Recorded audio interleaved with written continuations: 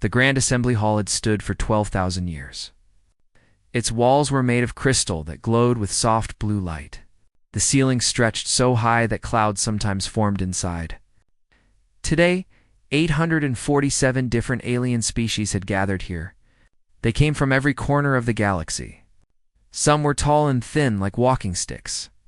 Others were round balls of light. Some had tentacles, some had wings, and some had no bodies at all.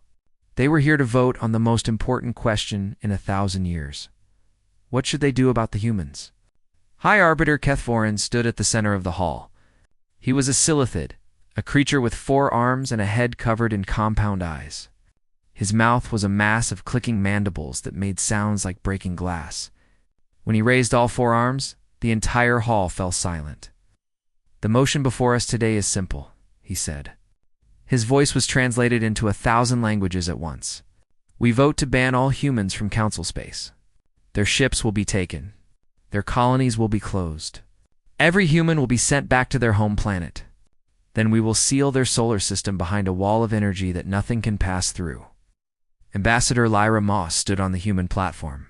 She was a small woman with dark hair and calm brown eyes. She had been a diplomat for 20 years, and she had known this day would come. Humans had only been part of the galactic community for 200 years. That was nothing to species that lived for millions of years. But in that short time, humans had spread everywhere. They had built businesses and made friends and changed things. Some species thought they had changed too much. The Dravani speaker floated forward. The Dravani were creatures made of living gel that glowed with inner light. This one pulsed with angry red colors as it spoke. 200 years ago, the humans came to us as beggars. They had barely learned to travel between stars. We gave them 3 small systems out of pity. 3 systems. And now look at them. They control most of the trade in the galaxy. Their language is taught in our schools. Their music plays in our homes. Their food grows in our gardens. The Dravani's light grew brighter with each word. They are not like us. We think in centuries. They think in days. We plan carefully. They rush forward without looking. They breed like insects and build like machines. If we do not stop them now, there will be no council left. There will only be humans. Many species made sounds of agreement. Lyra Moss pressed the button to speak. Kethvorin looked at her for a long moment, then nodded. "Distinguished members of the council," she began. Her voice was steady and calm. "I will not deny what the Dravani has said. Humans are fast. We adapt quickly. We change things. This is because we do not live very long. A human life is like a single breath to most of you. So we have learned to make every breath count." She looked around the vast hall. "But I ask you to think about what you are doing. You want to lock 8 billion people behind a wall forever. You call us a disease. But do you remember who made the medicine that stopped the Thresher Plague? That plague was killing millions of Dravani every year. Humans stopped it. Do you remember who brought peace between the Keth Empire and the Vorn hegemony? Your own diplomats had given up. Humans made peace possible. Enough." The shout came from Admiral Zethka of the Militant Axis. He was a creature of metal and flesh. A cyborg warrior who had hated humans since the day they met. "You use these things as weapons. You make yourselves necessary so we cannot get rid of you. This is a trick, nothing more." Or perhaps Lyra said quietly, "It is simply friendship." The vote began. One by one, each species made their choice. The Silithid voted yes to the ban. The Dravani voted yes. The Vorn, who owed their peace to humans, did not vote at all. The Keth, who were grateful but afraid, voted yes. When all the votes were counted, the result was clear. 612 species voted yes. 198 voted no. 37 did not vote. Humanity was now against the law. Kethvorin turned to face Lyra Moss. Something in his many eyes looked almost sad. "Ambassador Moss," he said, "you have 30 days to remove all humans from council space. After that, any human we find will be arrested. Your solar system will be sealed. Perhaps in time, your species will learn to be more patient. Aladama smiled. It was not a happy smile. It was the smile of someone who knew something others did not. "Hi, Arbiter," she said. "I think you may have made a mistake in your counting." "What do you mean?" "You have been watching our ships and our colonies. You have been counting our trade routes and our businesses. You focused on everything you could see." She spread her hands wide. "But we have been here for 200 years. Did you really think we only built things you could see?" The hall became very quiet. "I must tell you something," Lyra continued. "The number of humans in council space is not 4 billion, as your records say." Kethforin's mandibles clicked rapidly. "Then how many are there?" "The real number is closer to 47 billion. And that does not count the ones who have mixed with other species. It does not count the ones who no longer think of themselves as purely human." The silence in the hall changed. It became heavy with fear. "For 200 years, we have been planting seeds," Lyra said. "We have been building things you never noticed. We have been making friends you never counted. We have been becoming part of your galaxy in ways you cannot imagine." She gathered her papers and prepared to leave. "You have 30 days," she said. "But I think you will find that 30 days is not nearly enough. You cannot remove something that has grown into everything. You cannot cut out a heart without killing the body." She walked toward the exit. Every eye in the hall followed her. "We are not your enemy," she said, stopping at the door. "We never were. We only wanted to help. We only wanted to belong. But if you insist on treating us like a disease, then perhaps you should ask yourselves a question." She looked back one last time. "What happens to a body when you try to remove its heart?" The door closed behind her. In the silence that followed, 847 species began to realize that they might have made a terrible mistake. They had voted to remove humanity from the galaxy. But humanity, it seemed, had already become the galaxy itself. The vote was over. The law was passed. But somewhere in the back of his mind, High Arbiter Kethforin heard a small voice whispering that it was already too late. It had been too late for a very long time. Commander Daniel Cruz sat in his small office on observation. Post 7. The post was officially a science station, built to study a spinning star at the edge of council space. But that was just a cover story. In truth, it was one of 3,000 secret human bases scattered across the galaxy. Daniel had been here for 3 years, watching and waiting for this day. His communications officer, Lieutenant Paula Webb, rushed into the room. She was young, barely 25, with short red hair and worried eyes. "Sir, the vote happened. They banned us. All of us." Daniel nodded slowly. He had expected this for a long time. "What is the status of our network?" "All shadow assets are reporting in. Everything is working." "But sir, what do we do now?" Daniel touched a button on his desk. A holographic map of the galaxy appeared in the air. Thousands of small green dots covered it like stars. Each dot was a secret human installation, hidden in places no one ever looked, Daniel said. "We show them what happens when you try to pull up a tree by grabbing its leaves." The green dots were only part of the story. For 200 years, humanity had been building things in secret. Not weapons. Not armies. Something much more powerful. Dr. Amy Grant was an old woman now, past 80 years old. She had spent her entire life building something called the substrate. It was a network of tiny communication devices hidden everywhere in the galaxy. They were in asteroids, in abandoned ships, in the walls of alien cities. The network let humans talk to each other instantly across any distance. Not even the Council had technology that good. Victor Martinez was an engineer who had designed the seed ships. These were tiny vessels, so small that no scanner could find them. For decades, they had been traveling through space, dropping supplies and equipment on thousands of worlds. If humans were ever cut off from food and medicine, those hidden supplies could keep billions of people alive for years. But the most important secret was the integrated. These were humans who had changed themselves to look like other species. They had altered their genes and their bodies to blend in perfectly. They worked as doctors on Dravani worlds and as engineers on Silithid stations. They were teachers, merchants, artists, and scientists. They had families and friends and lives among the aliens. Some of them had been living this way for generations. On the Dravani homeworld, a doctor named Kevin Park heard about the vote. He had lived among the Dravani for 30 years. He had helped cure 17 different diseases. He had married a Dravani scientist named Vethya, and together they had children.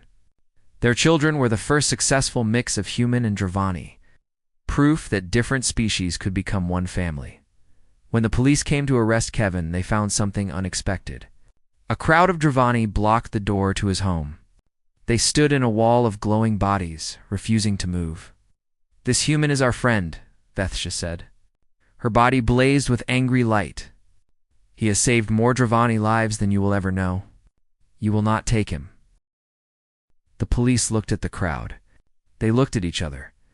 Then they left without taking anyone. The same thing happened across the galaxy.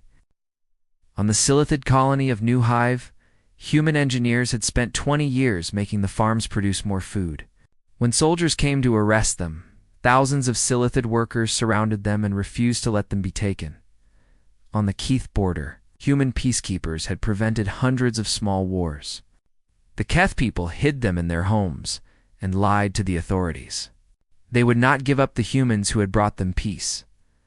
The council had voted to remove humanity, but they had not asked the galaxy's people if they agreed.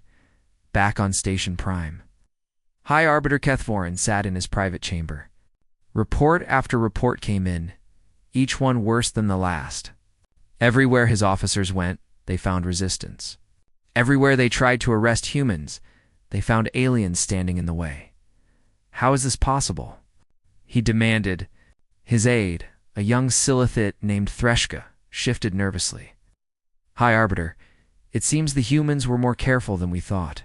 Our count only included humans who registered officially. It did not count mixed species children. It did not count humans who chose not to be counted. It did not count humans who changed themselves to look like us." "Then we must use force," Kethvorin said. "We must send the military." Threshka made a small sound of fear. "High Arbiter, I must tell you something. The humans provide almost 3/4 of the medicine used in the outer colonies. They run more than half of all shipping routes. They maintain almost half of all communication equipment. If we use force against them, everything will stop working. Millions could die." Kethvorin stared at the reports. His mandibles hung limp. "They planned this," he whispered. "From the very beginning, they planned for this day." "Yes, High Arbiter. I believe they did." "Why? Why would they do this?" Threshka thought for a moment. Perhaps because they knew this day would come. Perhaps because they knew that one day we would be afraid of them. And they wanted to make sure that when that day came, we would understand how much we needed each other. Kethvorin was silent for a long time. "I've made a terrible mistake," he finally said. "We all have, as High Arbiter. But perhaps it is not too late to fix it." Kethvorin looked at his aide with something like hope. "Do you really think so?" Threshka did not answer, because the truth was, he did not know. No one knew what would happen next. The humans had built themselves into the foundation of galactic society. They had made themselves essential without anyone noticing. And now the Council had declared war on its own foundation. The only question was whether the building would stand or fall far away. In her small ship flying between the stars, Ambassador Lyra Moss received reports of the resistance. She allowed herself a small smile. Humans had always been good at making friends. Now those friends were proving their worth. The Council had 30 days to remove humanity from the galaxy. But with every passing hour, it became clearer that this was impossible. You cannot remove something that has grown into everything. You cannot separate threads that have woven themselves into the fabric. Humanity was not leaving. Humanity was staying. And the galaxy would just have to learn to live with that fact. The 30-day deadline passed. No human fleet appeared to challenge the Council. No bombs exploded. No wars began. Instead, something much worse started to happen. Something quiet. Something slow. Something that could not be stopped. On the 41st day after the vote, the Dravani homeworld lost power. The lights went out in every city. Hospitals stopped working. Transportation systems froze. For 18 hours, one of the oldest civilizations in the galaxy sat in darkness. The power grid had been designed by Dravani engineers, but it was maintained by a human company called Stellar Systems. When the Council ordered all humans to leave, Stellar Systems packed up and went home. No one had thought to ask who would replace them. No one had trained Dravani workers to do the job. No one had planned for what would happen next. 300,000 Dravani died in those 18 hours. Most of them were in hospitals that lost power. Some were elderly, unable to survive without temperature control. Some were babies in artificial wombs that stopped working. The Dravani did not forget. On the 67th day, 2 Silithid colony ships disappeared. These massive vessels carried billions of unborn Silithid larvae between worlds. They used a navigation system that human programmers had improved decades ago. When those programmers were arrested and sent away, they left behind incomplete instructions. The backup systems failed. The ships wandered into dangerous space and were never seen again. 4 billion potential Silithid died before they were ever born. The Silithid mourned with a sound that shook their home planet. On the 93rd day, war broke out between the Keth Empire and the Vorn hegemony. These two species had hated each other for 10,000 years.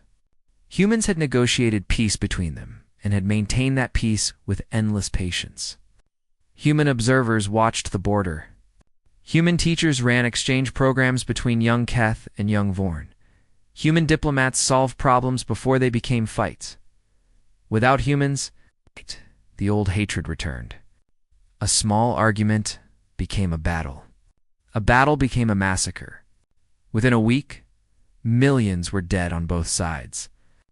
The peace that had lasted decades shattered like thin glass. Ambassador Lyra Moss watched these disasters from her hiding. She was officially a criminal now, wanted by the Council. But she still had friends, and those friends helped her send a message across the galaxy. "We did not cause these tragedies," she said, looking into the camera. Her face was tired but determined. "We simply stopped preventing them. For 200 years, humanity worked to make this galaxy better. We fixed things. We healed people. We brought enemies together. We did this not because anyone told us to, but because it is who we are." She paused, letting her words sink in. "You called us a disease. Maybe you were right. Maybe cooperation is a kind of infection. Maybe kindness spreads like a virus. But it is an infection that makes things better, not worse. It is a virus that heals instead of harms." Our eyes found the camera again. "You cannot cure yourselves of us. We are in your medicine and your machines. We are in your art and your science. We are in your children and your dreams. We are not your enemy. We never were. But if you insist on treating us as one, we will not fight you. We will simply leave. And then you will learn what it means to be alone." The message spread across the galaxy. Billions of aliens watched it. Many of them began to question what the Council had done. On Station Prime, the Council called an emergency meeting. The mood was very different from the confident vote that had started all this trouble. Now the representatives looked scared. They looked angry. They looked at each other with suspicion and blame. "We must end the ban," the Vorn ambassador said. "We are destroying ourselves trying to remove a threat that was never real." "The threat is real," Admiral Zethka shouted. His metal body sparked with rage. "The humans have proven it. They made themselves necessary. They tricked us into depending on them. This is exactly what we warned about. Is it a trick to help the sick?" The speaker was Vethsha, Dr. Kevin Park's wife. She had traveled to Station Prime to speak for the growing movement against the ban. "Is it a trick to feed the hungry? Is it a trick to stop wars?" "You cannot be trusted," Zethka sneered. "You married one of them. You had children with one of them. Your mind is poisoned." Vethsha's body blazed like a star. "I married my husband because I loved him. I had children with him because we wanted a family. I watched him work day and night to save lives that were not human, simply because he believed all life matters. If that is poison, then I am happy to be poisoned." The debate continued for hours. Outside the chamber, crowds had gathered. Millions of aliens from dozens of species filled the streets of Station Prime. They carried signs and chanted slogans. Many wore a symbol that had appeared all over the galaxy in recent weeks. It showed a human hand holding an alien hand. No one knew who had designed it. It had simply appeared, spreading from world to world like hope. Finally, another vote was called. The question was simple. Should the ban on humans be ended? The representatives voted one by one. The count was close. So close that no one could predict the result until the very end. When the final vote was counted, the result was announced. The motion to end the ban had failed. It had failed by only 17 votes, but it had failed. The crowd outside fell silent. Then a sound rose up. It was the sound of millions of voices crying out in disappointment and anger. The sound shook the walls of the great hall. Inside, Ambassador Lyra Moss watched the result from her hiding place. Her face showed no surprise. She had expected this. The council was too proud to admit its mistake so quickly. They would need more time. They would need more pain. She turned off the screen and looked out at the stars. "They will learn," she said quietly to no one. "They will all learn eventually. The only question is how much they will have to suffer first." Outside her window, the galaxy continued to fall apart. And somewhere in the darkness, something else was moving. Something that would change everything. Something that would finally teach the council the true value of humanity. But that was still to come. For now, there was only the slow collapse. Only the quiet disaster. Only the price of fear. The Mon. THs passed slowly. The galaxy continued to break. Human workers stayed hidden, helping where they could, but the damage was spreading too fast. Trade routes collapsed. Scientific research stopped. Old enemies remembered old hatreds. The great civilization that had taken millions of years to build was coming apart at the edges, and then something worse appeared. No one knew where it came from. Some scientists thought it was natural, like a storm in space. Others believed it was a weapon built by some ancient species long dead. Whatever it was, they called it the Horizon Event, and it was the most terrible thing anyone had ever seen. It looked like a wave of pure darkness. It moved through space like a living thing, eating everything in its path. Stars went cold and died. Planets crumbled to dust. Entire solar systems vanished without a trace. And it was moving toward the heart of the galaxy. Toward the most populated worlds, toward Station Prime itself. The Council tried to stop it.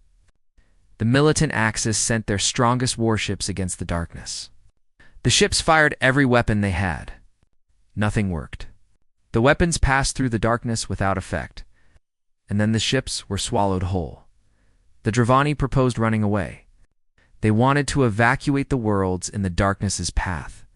But there were trillions of beings living in those worlds.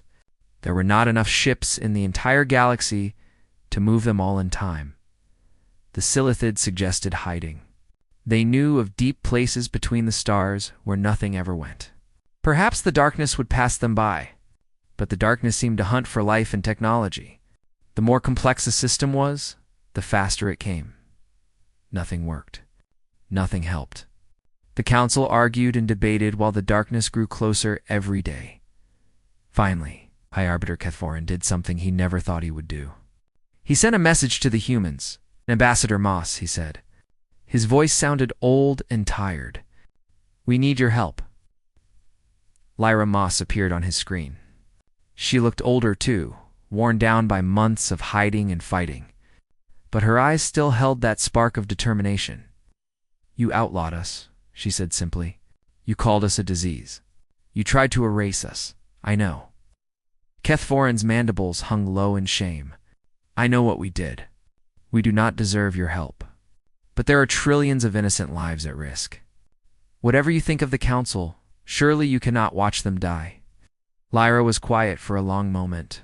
She looked at something off-screen, perhaps thinking of all the humans who had suffered because of the Council's fear. "You are right," she said at last. "We cannot." Within hours, everything changed. Hidden ships came out of their hiding places.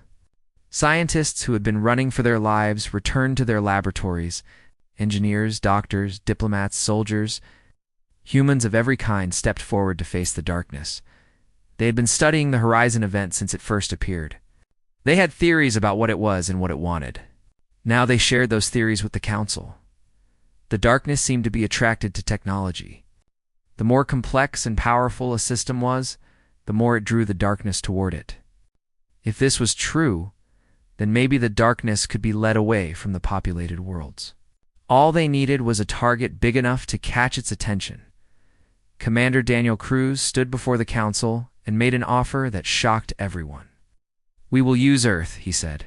"We will make our home planet into a beacon so bright that the darkness cannot ignore it. We will lead it away from your worlds, out into the empty space between galaxies, where it can do no harm." High Arbiter Kethferon could not believe what he was hearing. "You would sacrifice your home? Your birth planet?" Daniel Cruz smiled, but it was a sad smile.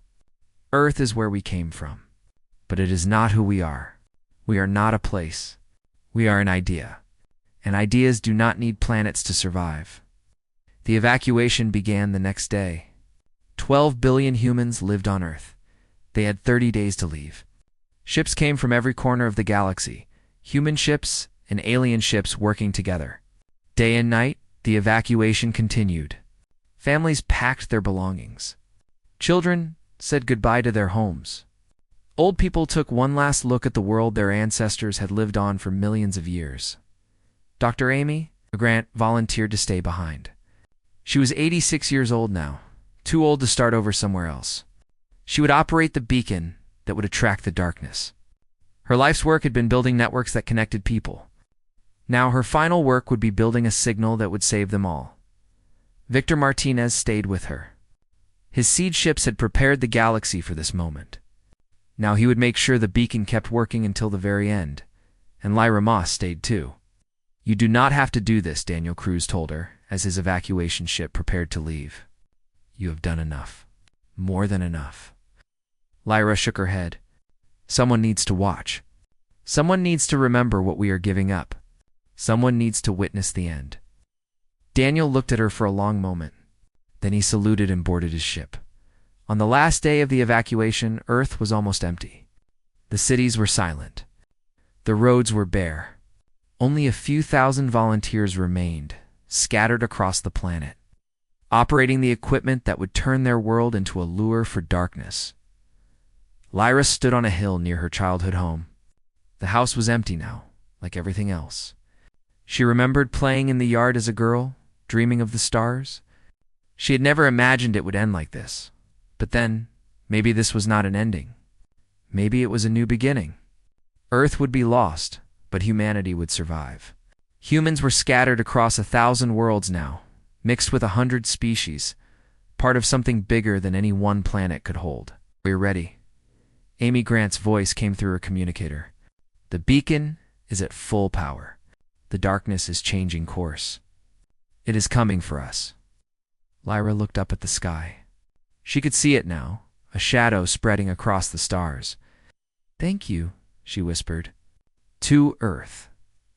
To everyone who had ever lived here. To a planet that had given humanity its start." Then she climbed into her small ship and flew up to watch the end from space. The darkness came. It wrapped around Earth like a hungry mouth. The blue oceans and green lands disappeared behind a veil of shadow. The beacon screamed out its signal, leading the darkness away from the galaxy, away from everything that lived. And humanity, scattered among the stars, watched their first home die. They cried and held each other. They remembered and mourned. But they did not despair, because they knew that Earth's sacrifice was not the end of their story. It was only the beginning of the next chapter. The Horizon event took Earth on a cold morning in March. Lyra Moss watched from her small ship, floating just beyond the reach of the darkness. She saw the planet she had been born on. The world where humanity had first learned to walk and talk and dream, disappear into shadow. There was no explosion, no great fire. Earth simply faded away, swallowed by something that should not exist, she cried. She had told herself she would be strong, but when the moment came, she cried like a child. 8 billion years of history, 8 billion years of evolution. 8 billion years of life, from the first tiny cells to the people who had built ships to travel between stars. All of it was gone now, taken by the darkness. But the plan worked. The beacon had done its job. The Horizon event had followed Earth's signal out into the empty space between galaxies. It was moving away from all the populated worlds, away from the Council, away from everything that lived. By the time it finished eating the beacon's energy, it would be so far away that it could never return. Humanity had saved everyone. Again, the Council's response came immediately. An emergency meeting was called. This time, every species was present. This time, there was no debate. High Arbiter Kethvorin stood at the center of the Great Hall. He looked like a different creature from the proud leader who had called for the ban all those months ago. His shell was dull. His eyes were tired. His mandibles moved slowly, as if every word caused him pain. The ban on humanity is ended, he announced. All humans are welcome in Council space. All human property will be returned. All human rights will be restored. He paused. The hall was completely silent. Furthermore, he continued, this council formally apologizes to the human species for what we have done to them. We were afraid of them. We were afraid of change, of growth, of a future we could not control. In our fear, we almost destroyed the very beings who wanted to help us. He looked around the hall, meeting the eyes of every representative. The humans have lost their home because of our fear. They sacrificed everything to save us. We can never repay this debt, but we can promise to never forget it. We can promise to never make the same mistake again. The hall erupted in sounds, not the polite clicking and humming of normal council business. This was something deeper, something like grief, something like gratitude, something like love. In the years that followed, the galaxy rebuilt itself. Humans came out of hiding. They returned from exile. They rejoined the great community they had never truly left. But things were different now. The humans were not just tolerated. They were welcomed. They were celebrated. They were thanked. The shadow network that had been built in secret was shared with everyone. Now all species could communicate instantly across any distance. The seed ships that had hidden supplies across the galaxy were turned into emergency response vessels, ready to help any world that faced disaster. The integrated, the humans who had changed themselves to live among other species, became bridges between cultures, proving that differences could be overcome. And somewhere in the outer rim, in a small station orbiting a quiet star, Lyra Moss finally retired. She was 93 years old now. Her dark hair had turned silver. Her hands shook slightly when she lifted her teacup, but her eyes still held that spark, that fierce belief in what humanity could become. Her granddaughter visited her often. The young woman was named Hope Moss. She was half human and half Dravani, the daughter of one of Kevin Park and Vethsia's children. Her skin shifted between pale pink and soft blue light, depending on her mood. She spoke 7 languages and was studying to be a doctor, just like her great-grandfather. Grandmother, Hope asked one day, sitting by Lyra's window. Do you ever regret it? Giving up Earth, I mean. Lyra thought about the question for a long time. Outside the window, ships from a dozen species passed by on their daily business. A Silithid freighter, a Dravani passenger liner, a small human scout ship. All of them traveling together, working together, living together. Earth was our cradle, she said finally. It was where we were born. But no species can stay in its cradle forever. We had to learn to walk. We had to learn to run. We had to learn that home is not a place. Home is the people you love. Home is the good you do. Home is everywhere you are needed. She smiled, reaching out to touch her granddaughter's glowing cheek. I miss it every day. But humanity is everywhere now. In every corner of the galaxy, there is a piece of us. We are building and healing and connecting. We are the threads that hold everything together. And no vote, no ban, no disaster can ever take that away. Hope smiled back, her skin glowing with warm light. So it was worth it. Everything we lost? Every moment, Lyra said. Every single moment. We showed them who we really are. Not conquerors, not parasites, not a disease. We are helpers. We are healers. We are friends. That is worth more than any planet. They sat together in comfortable silence, watching the ships pass by, far across the galaxy. On 1,000 different worlds, humans were waking up to new mornings. They were going to work in hospitals and schools and factories. They were raising families with aliens who had become their neighbors and friends. They were building new things and fixing old problems and dreaming of even better tomorrows. The Council had outlawed humanity. They had tried to erase an entire species from the galaxy, but they had learned something important. You cannot outlaw kindness. You cannot ban cooperation.